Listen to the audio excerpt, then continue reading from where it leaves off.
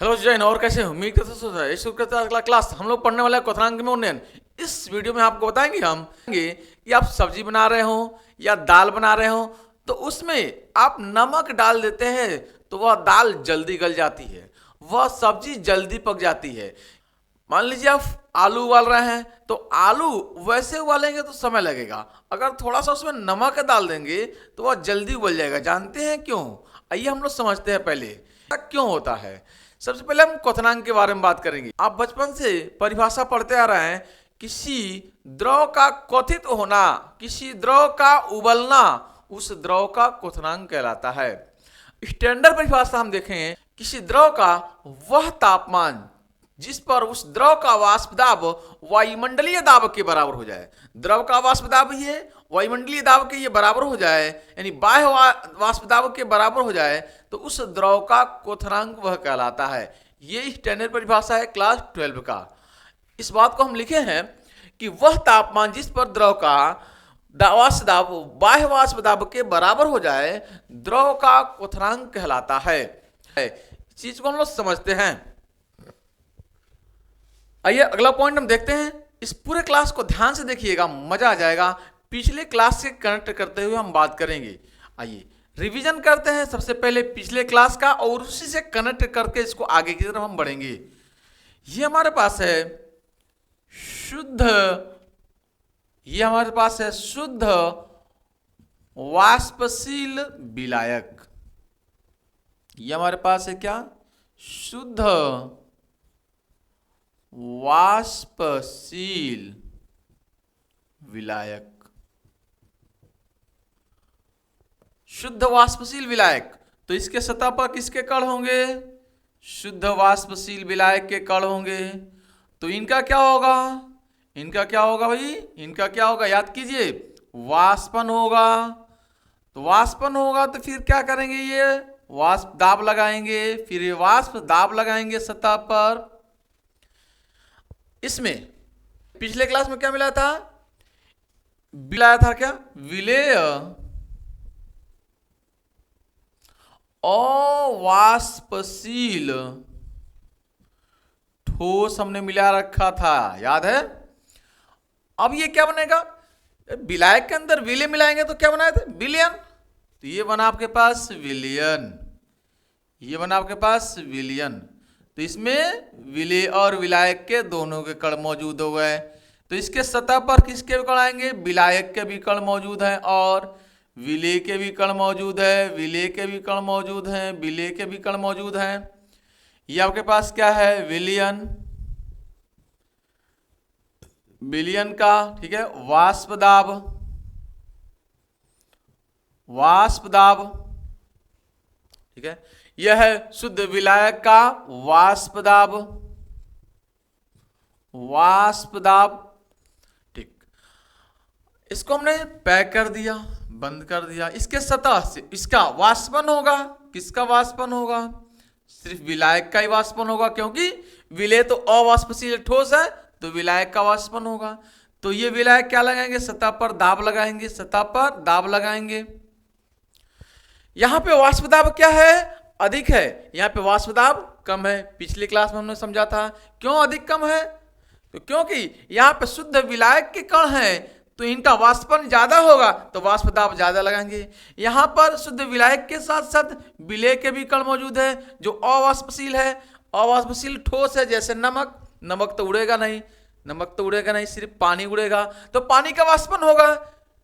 तो फिर वाष्पन हो, पानी उड़ेंगे, यानी पानी उड़ेंगे तो फिर दाब लगाएंगे इसके सतह पर।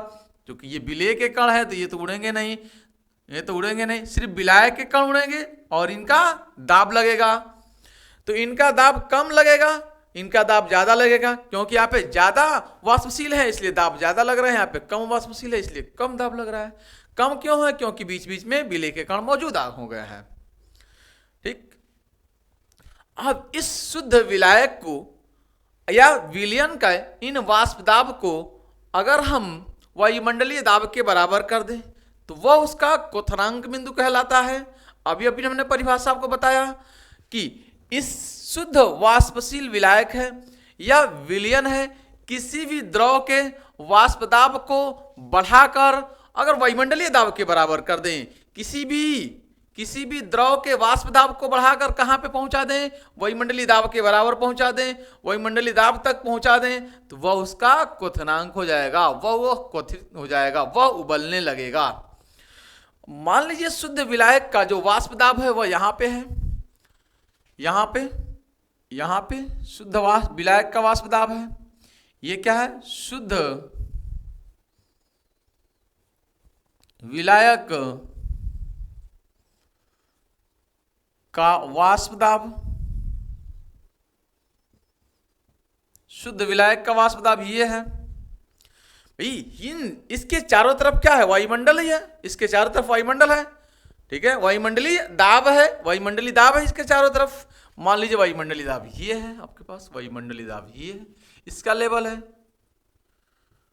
वायुमंडलीय दाब का लेवल है ये वायुमंडलीय दाब का लेवल है, और ये शुद्ध विलायक का दाब का लेवल है। इस दाब को हम बढ़ाकर कहां पे, इस टेम्परेचर को बढ़ाकर कहां पर वायुमंडलीय दाब के बराबर कर दे।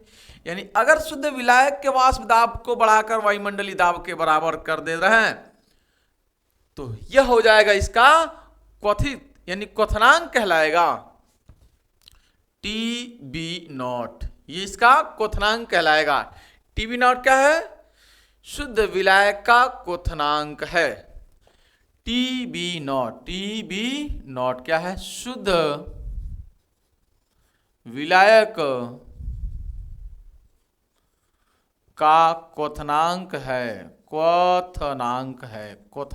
है, ठीक है, TB0। अब देखिए, चूंकि बिलियन के अंदर विलायक के और विलेय के दोनों के कण मौजूद हैं, इनका वाष्पन कम हो रहा है, इसलिए वाष्प दाब कम लग रहा है। तो वाष्प दाब कहां आएगा? शुद्ध विलायक से नीचे। वाष्प दाब में यहां पे कमी है, आपको वाष्प दाब में कमी है, तो वाष्प दाब इनका कहां रहेगा? यहां पे। ये रहेगा विलयन का वाष्प दाब, विलयन का वाष्प दाब। और इस विलयन के वाष्प दाब को अगर वायुमंडलीय दाब तक हम ले जाएं तो यह क्वथित हो जाएगा, इसका क्वथनांक कहलाएगा। तो इसके वाष्प दाब को हम कहां पहुंचा रहे हैं? वायुमंडलीय दाब के पास। ये कहलाएगा TB, ठीक है, TB। इसका टेम्परेचर, इसका बॉइलिंग पॉइंट कहां तक पहुंचा दिए? वायुमंडलीय दाब के बराबर। तो ये इसका क्वथनांक कहलाएगा। क्वथनांक की परिभाषा कि किसी भी द्रव के वाष्प दाब को वायुमंडलीय दाब तक पहुंचा दीजिए, वो उसका क्वथनांक कहलाएगा, उसका बॉइलिंग पॉइंट कहलाएगा। यहां पे दाब अधिक लग रहा था, यहां पे दाब कम लग रहा था, यहां पे दाब अधिक लग रहा था, ऊपर है, यहां पे दाब कम लग रहा था, हमने नीचे बनाया। इसको टेम्परेचर देकर पहुंचा दिया वायुमंडलीय दाब के बराबर, इसका भी टेम्परेचर देकर हमने बना दिया वायुमंडलीय दाब के बराबर। यह टेम्परेचर इस टेम्परेचर से, ठीक है, इसको कम टेम्परेचर दिया गया, इसको ज्यादा टेम्परेचर दिया गया है, इसको ज्यादा टेम्परेचर दिया गया है। तो यहां पे TB क्या है? यहां पे TB क्या है? विलयन का क्वथनांक है, विलयन का क्वथनांक है। तो इन दोनों में कौन अधिक है? TB0 या TB?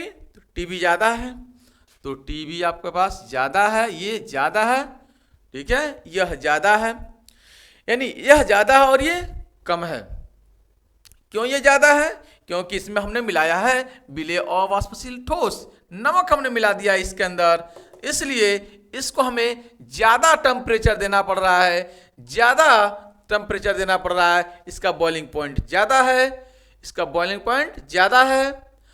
आप सब्जी बना रहे होते हैं, ठीक है, उसके अंदर आपने नमक मिला दिया तो उसका बॉइलिंग पॉइंट आपने क्या कर दिया? बढ़ा दिया। इसका मतलब जैसे ही विलेय अवाष्पशील ठोस आपने मिलाया, इसका बॉइलिंग पॉइंट क्या हो गया? नीचे आ गया, शुद्ध विलायक से नीचे आ गया, तो बॉइलिंग पॉइंट नीचे आ गया, तो उबालने के लिए आपको ज्यादा टेम्परेचर देना पड़ेगा। बॉइलिंग पॉइंट बढ़ गया तो जल्दी उबलेगा, क्योंकि टेम्परेचर आपने बढ़ा दिया तो जल्दी उबल जाएगा, जल्दी बन जाएगा सब्जी, दाल जल्दी बन जाएगी। समझ में आ गया? दाल जल्दी बनेगी। ये है इसके पास। इस भाषा को हम लोग लिखते हैं कि जब किसी शुद्ध वाष्पशील विलायक वाष्पशील विलायक के अंदर विलेय अवाष्पशील ठोस को मिलाते हैं तो इसका विलयन का वाष्प दाब में कमी आ जाती है, जिससे विलयन का क्वथनांक बढ़ जाता है। आइए लिखा जाए। आइए इस पूरे भाषा को हमने लिख दिया है, ध्यान से देखिए। जब शुद्ध वाष्पशील विलायक में ठोस अवाष्पशील विलेय को मिलाया जाता है, जब इसे मिलाएंगे तब विलयन के वाष्प दाब में कमी आ जाती है, और विलयन के वाष्प दाब को वायुमंडलीय दाब के बराबर ले जाने के लिए आप बराबर ले जाएंगे तो अधिक तापमान देना पड़ता है आपको है। बराबर ले जाने के लिए अधिक तापमान की आवश्यकता होती है, अर्थात विलयन का क्वथनांक शुद्ध विलायक से अधिक हो जाता है। इसे क्वथनांक में उन्नयन कहते हैं। उन्नयन कहते हैं, उन्नयन का मतलब होता है वृद्धि, इसे क्वथनांक में उन्नयन कहते हैं। T B is greater than क्या, टी बी नॉट, और इसे हम कहते हैं क्या, इसे कहते हैं डेल्टा टी। बॉइलिंग पॉइंट में वृद्धि, क्वथनांक में उन्नयन। इसका फॉर्मूला हम लोग देखते हैं, फॉर्मूला, ठीक है। अगला पॉइंट देते हैं, क्वथनांक में उन्नयन, क्वथनांक में उन्नयन ये अनुक्रमानुपाती होता है किसके, विलेय और विलायक में जो संबंध है, यानी 1 किलोग्राम विलायक के अंदर कितने विलेय के मोल उपस्थित हैं कौन बताता है, मोललता।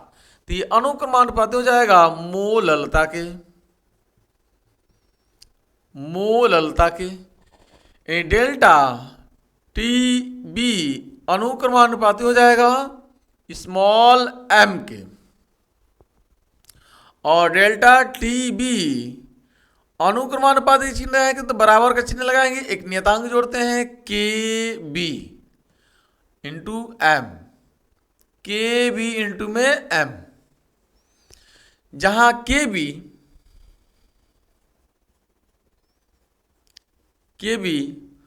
क्वथनांक उन्नयन स्थिरांक है, क्वथनांक उन्नयन स्थिरांक है। मोललता का फॉर्मूला क्या होता है, 1 किलोग्राम उपस्थित विलायक के अंदर विलेय के मोलों की संख्या को मोललता कहते हैं, यानी डेल्टा टी बी बराबर हो जाएगा के बी और विलेय के मोल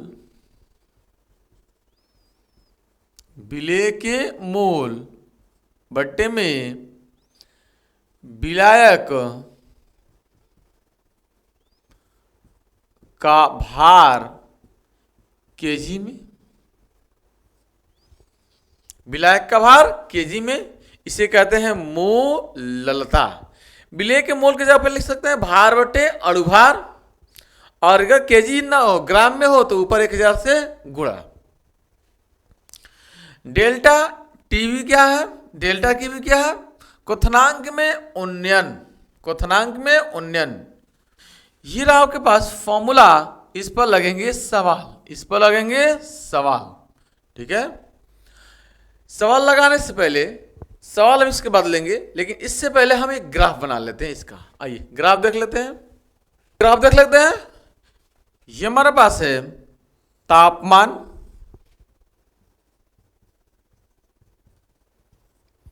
और ये हमारे पास है दाब,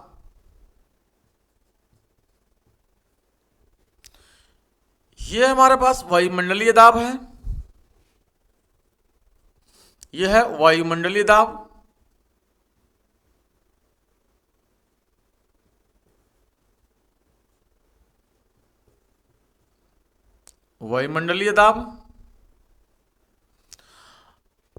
यहां पर शुद्ध विलायक के वाष्प दाब को वायुमंडलीय दाब के अगर बराबर कर देंगे तो उसका क्वथनांक क्या लाएगा।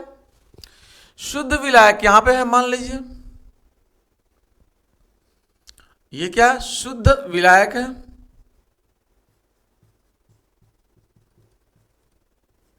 ये बढ़ते हुए गया, बढ़ते हुए गया, बढ़ते हुए गया, और ये वायुमंडलीय दाब के पास पहुंच गया, तो ये इसका क्वथनांक कहलाएगा।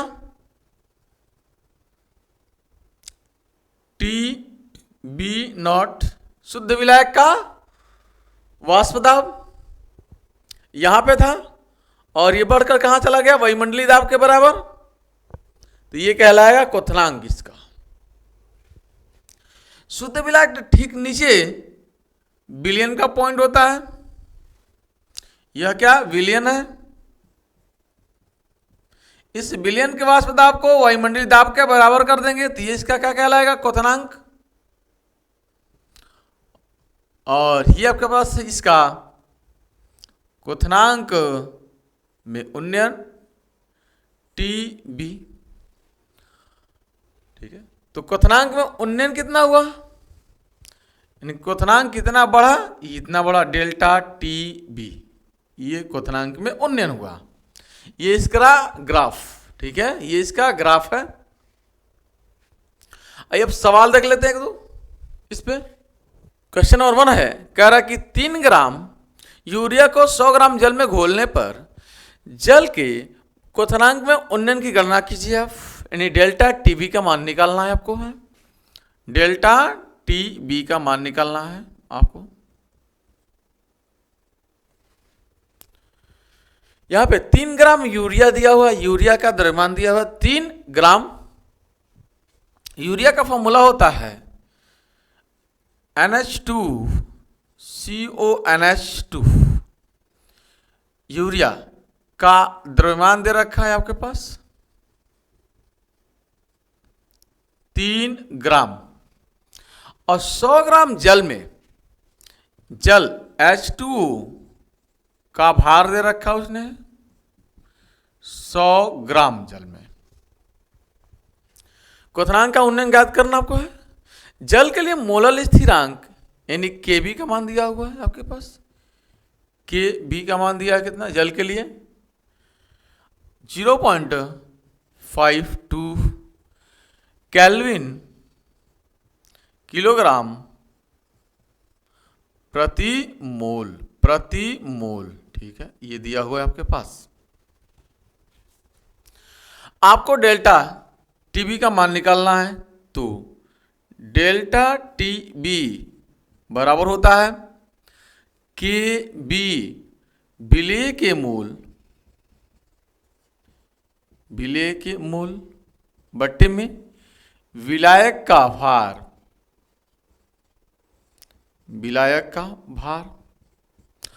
ये केजी में रहता तो ठीक है, 1000 ऊपर से गुणा नहीं होता, ग्राम में दिया हुआ है। विलेय का भार कितना है, जल क्या है विलायक है, और ये विलायक का भार कितना है ग्राम में है, तो ये अब ग्राम में अगर आएगा तो ऊपर जाएगा 1000 से गुणा, ठीक है। ये फॉर्मूला है, वैल्यू रखते हैं, के बी का मान दिया है 0.52। विलेय के मोल बराबर होता है भार बट्टे अणुभार, मोल बराबर होता है भार बट्टे अणुभार, भार बट्टे में अणुभार होता है मोल बराबर। तो विलेय कौन है, विलेय यहाँ पे यूरिया है 3 ग्राम दिया हुआ, तो विलेय का भार कितना है 3 ग्राम, लेकिन अणुभार कितना है इसका है, तो यूरिया का अणुभार अगर निकालेंगे, ठीक है, तो ये आपके पास है नाइट्रोजन N, ये नाइट्रोजन N है 14, और यहाँ पे 14 और 14 28, 28 और 2 30 और 2 32 और ये 12 कार्बन है, कार्बन का होता है 12, 32 12 हो जाएगा 44, और 44 और ऑक्सीजन का होता है 16, 44 और 16 60, तो इसका हो जाएगा 60, अणुभार कितना हो जाएगा 60। तो मोल की जगह पे आप लिखेंगे विलेय के मोल कितना 3/60, ये हो जाएगा 3/60 गुणे में 1000। और विलायक का भार कितना है, विलायक का भार है आपके पास H2O का भार है 100 ग्राम। 2 0 से 2 0 निबट गए, ये 0 से ये 0 खत्म हो गया, 3 दूना 6 हो गया, 2 से आप भाग करेंगे, 3 दूना 6 हुआ, 2 से आप भाग करेंगे तो ये आएगा आपके पास 0.26 डेल्टा टीबी की वैल्यू और इतना केल्विन। ये रहा आपके पास क्या आंसर, ये रहा आपके पास आंसर। ठीक, इस सवाल का, और सिंपल सवाल था, और सिंपल सवाल था। ठीक, आइए अगला एक सवाल लेते हैं। एक और अगला क्वेश्चन है, क्वेश्चन नंबर 2। कह रहे एक अवाष्पशील पदार्थ के 2.5 ग्राम को 100 ग्राम बेंजीन में घोलने पर क्वथनांक में 0.4 डिग्री सेल्सियस की वृद्धि हुई। बेंजीन के लिए मोलर उन्नयन स्थिरांक 2.67 है। पदार्थ के अणुभार की गणना कीजिए। जो सवाल में दिया हुआ है पहले उसको आप लिख लीजिए। दिया उसने 2.5 ग्राम है, अवाष्पशील है पदार्थ, पदार्थ का भार दिया हुआ है,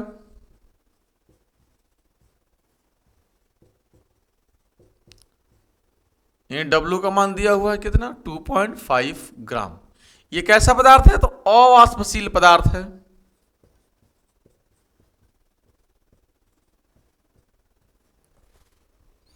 सौ ग्राम बेंजीन में, बेंजीन का भार दिया हुआ है,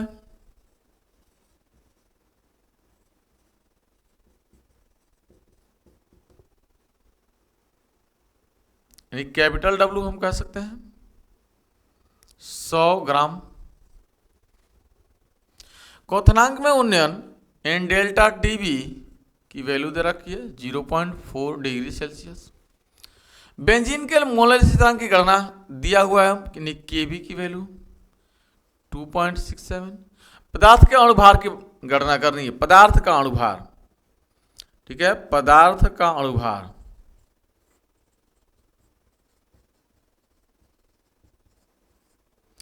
मान लीजिए m की वैल्यू आपको कैलकुलेट करनी है। तो डेल्टा टीबी बराबर क्या होता है,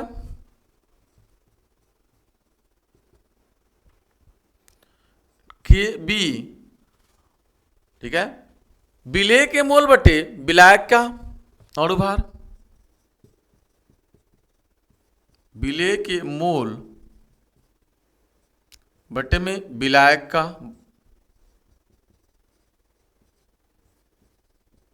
अणुभार का भार। और अगर ग्राम में ये है, विलायक क्या है, बेंजीन ग्राम में है, तो ग्राम में अगर दिया हुआ है उसने तो ऊपर जाएगा 1000। यहां से delta T B equal to K B, विलेय के मोल को लिखते हैं भार बटे अणुभार, तो भार बटे में अणुभार बटे विलायक का भार कैपिटल W, ऊपर आएगा 1000 क्योंकि नीचे है ग्राम में। इसमें m की वैल्यू निकालने के लिए कह रहा है हमसे, तो m की वैल्यू कैसे निकालेंगे आप, सिंपल देखिए, सारे वैल्यू दिया हुआ है पुट कर दीजिए बस आप, m को यहाँ पे और इसको यहाँ पे ट्रांसफर कर दीजिए, तो m बराबर हो जाएगा आपके पास kb W इंटू में 100,000 अपान में ये यहाँ पे ट्रांसफर हो जाएगा। ठीक है, डेल्टा टी बी गुणे में W, तो m बराबर हो जाएगा के बी कितना है 2.67 इंटू में W कितना है 2.5 है गुणे 1000 बट्टे में डेल्टा टीबी 0.4 डिग्री सेल्सियस दिया है गुणे में W कैपिटल 100 ग्राम है, 2 जीरो से तो 2 जीरो निपट जाएगा, ये मिलेगा आपको कितना 166.875 इतना आपको मिलने वाला है आंसर। तो बस आज के लिए इतना। अगर आप चैनल पर नए हो तो चैनल को सब्सक्राइब कर लीजिए, बेल आइकन को प्रेस कर लीजिए। Thanks for watching this video. जय हिंद, जय भारत।